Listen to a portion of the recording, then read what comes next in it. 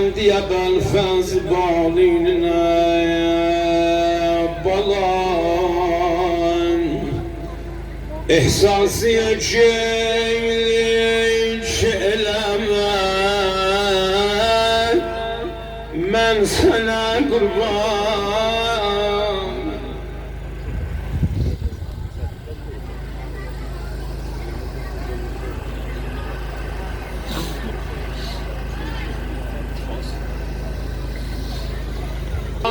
Gözüne darim sana kurban ay bala ay bala ay bala ay şahit bilmirem ne hacetim var Baba cevahir celiler inşallah cedmen dolarsa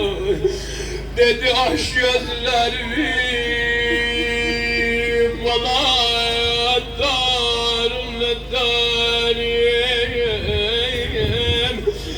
sana kurban ehyamdaki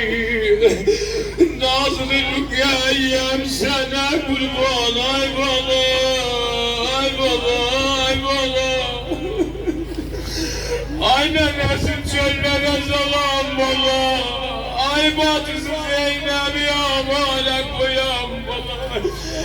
Mehmet Adil ben isim var yorulmuşam Allah sen and veriyor meriz-i meslaheti Kerbela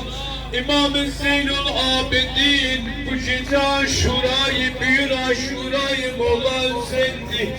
Allah tamamı merizlerimizin beslerini mübarek ile